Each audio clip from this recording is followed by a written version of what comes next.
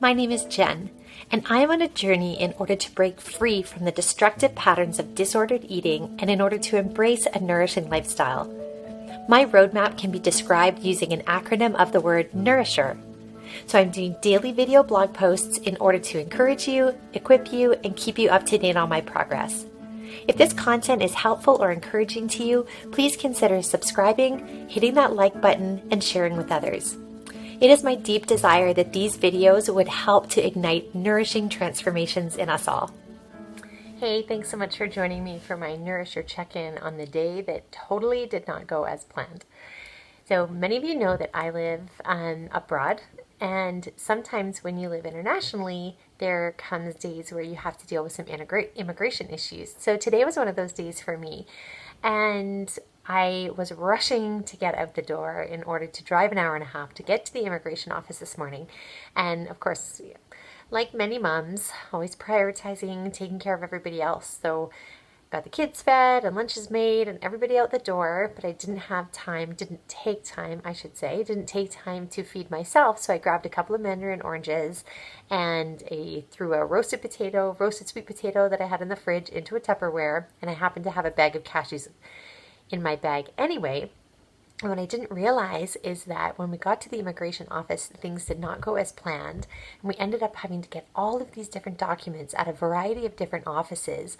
And we had to get them all by a certain due date, like a certain deadline today.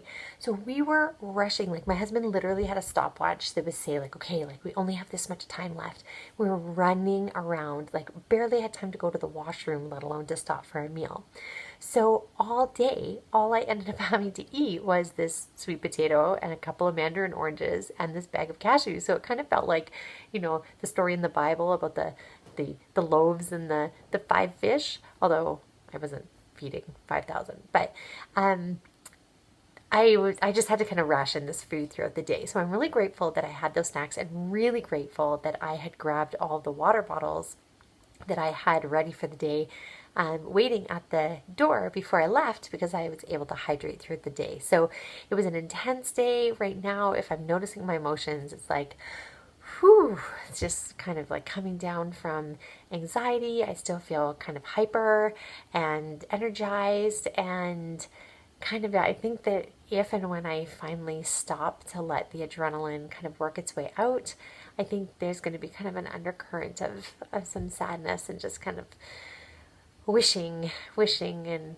that someone would just wrap their arms around me and that I could kind of ground myself. And I'll need to take some time spiritually to do that type of a grounding exercise with God before I go to sleep, just to remind myself of His presence and care for me before I wind down for the night. So that's what I'm noticing.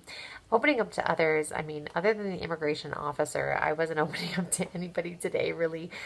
Just really focused on this task. And that's just, we all have those kind of days. But understanding the cycle, today could have been one of those days where I was in a kind of a necessary fast or a necessary restriction, and I could have really played into that. But as soon as I got back, I knew that I had been, more on the restrictive side all day because of the situation. And so I had a meal as soon as I got back at around 3, and then I had another good meal at supper time at 6:30, and so I'm feeling much better and much more nourished than I was earlier on in the day. What happens to me though, and what I have to be careful of, if I can talk a little prematurely about insulin-friendly eating, is that if I go a long stretch, being more on the restrictive side, when I do come back to eating, it can be very, very tempting to binge, especially if I'm also tired, because I can find a lot of comfort and rest, and I can unwind with food. So I need to be really careful if I've missed food, and often I miss food because I'm working. Then by the time I get to food, I'm very tired, and it's really easy for me to overeat or to kind of just lose myself in food and not make choices that are in line with my values or that help nourish and help my body feel good. But I think I was able to still make good, healthy choices today. Or rewire my brain. So this was really interesting in the midst of such a busy day. Was really my goal today was twofold. I thought that this was going to be the week of sleep, the week of me really prioritizing getting great sleep, and it's turned out to be the week of noticing distractions and trying to give my brain time to just be. And today I was noticing when am I tempted to put a distraction in front of me?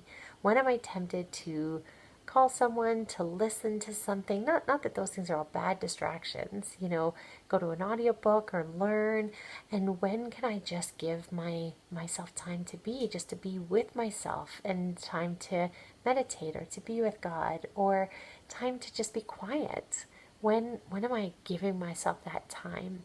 And today I was noticing that there were spaces that I could carve out where I could make that time in the car or that sort of thing. But in terms of societally being out and about, there are just distractions built in everywhere. Like even sitting in the immigration office, there was televisions, and it just seems like there's distraction available for us everywhere.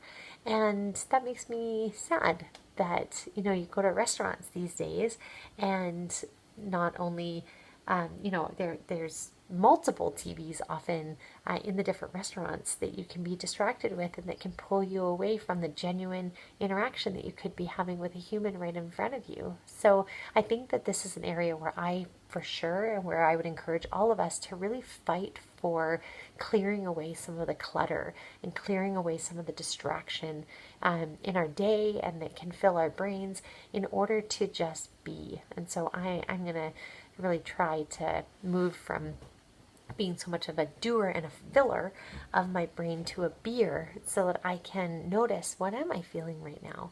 What is going on in me? What is my body saying? Oh, there's some tension in my stomach, or oh, I think I'm going a little, tight. I can definitely feel the tightness in my jaw today from having it being, such a high anxiety situation. And yeah, so I want to take a better time to notice, because I can't care for my body if I don't notice my body and my emotions. So I already talked about insulin friendly eating, and one thing that I'm noticing is that I'm not experiencing a lot of joy around food, which maybe is a good thing to kind of make that disconnect. But I know that God also, designed food to be something that we share specifically together with others. And I even if it's not going to be something that gives me joy, I would still like it to be satisfying. So, maybe it's just a season where I'm eating more principled, therefore more based on my values and not just based on, flavor driven. I was talking to somebody once, a gentleman in his 70s, and he said, wow, I've never ever considered eating for health rather than eating for taste. And I just think that that's the state of for so many of us. Like, that was a wonderful realization that he was making, but so many of us, we just only eat for taste and not for nourishment. And I really want to be eating more for nourishment and not just for flavor, although I'm grateful to God for flavor. So insulin friendly eating, so sleep. So I said I thought that this was going to be the week of sleep, and my sleep has been horrible. So I've been getting to sleep early every day this week, and I have tossed, and I've been able to fall asleep, but then I toss and I turn, and I'm too hot, and my mind is active, and I can't stay asleep, and it's been a horrible sleep week. So I'm discouraged on a sleep perspective. And I'm trying to keep a routine. I don't know. I gotta figure that one out. Hydration went great, thanks to having those bottles already prepped by the door. I didn't even think about it, and then as I was walking out the door, I caught, my eye caught those bottles, and I thought, oh yeah, I gotta grab those, and took them with me. So that is such a great strategy. And exercise, my only exercise was putting my foot to the pedal today. So I am really dying to just take some deep breaths and get out into nature and enjoy a good walk. So I hope that this immigration stuff gets cleared up quickly so that I can go back to my daily walks, because I'm missing them. So let me talk about reward. I was reading my girls a bedtime story, and we were reading Franklin Goes to the Hospital. This is a lovely little story. I love the Franklin series in general, but Franklin Goes to the Hospital is probably my favorite. So, in this story of Franklin Goes to the Hospital, Franklin has a crack in his shell and he needs to go and have a little operation. And all the way leading up to the operation, everyone's telling him, "Oh, you're so brave. You're such a good patient. You're so brave. You're so brave." And right before the operation, the doctor wants to take an x ray to double check where the crack in the shell is. And Franklin says, "No, I don't want an x ray." And the doctor said, "Oh, Franklin, x-rays don't hurt. They just take a picture of what's inside." And at that point, Franklin starts to cry and he says, "I know." And she says, "Oh, Franklin, what's the matter?" Beautiful attunement that you see in the book. And he says, "If you take a picture of what's inside, everyone will know that I'm not brave." And it's so beautiful. And she goes on to say, "Oh, Franklin, that's not what it means to be brave. What it means to be brave is to know what you have to do and do it anyway, even in the face of fear." And you know what? That's my kind of my reward and my reminder today is that I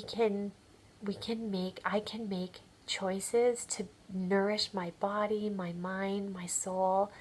I can make choices to be a nourisher even in the face of, you can fill in the blank. So I can make choices to live by my values and nourish my full person even in the face of fear, even in the face of anger, even in the face of cravings, even in the face of sadness, even in the face of etc., etc., etc., etc. You fill in the blank. And that is a great, great encouragement to me today. And just the power of that, that doctor attuning to Franklin. Franklin could get out his tears and honestly show the turmoil that was going on inside. It was such a beautiful picture to me that, yeah, that's the way forward, is to be aware of myself, to be able to share that struggle that's happening on the inside of me, on the outside, both to trusted, well-attuned, friends and loved ones, as well as to God, and then to journey through that process. So thank you so much for being a part of my process. I am cheering you on in your process as well as you learn to become a nourisher. I know that there's people tuning in who are like me, who are breaking free from patterns of disordered eating, but so many of us, we're just learning how to live the healthiest lives and be the best version of us that God's made us to be, that we can be. So know that I am in your corner cheering you on along the way, and that I am already looking forward to seeing you tomorrow. Bye for now.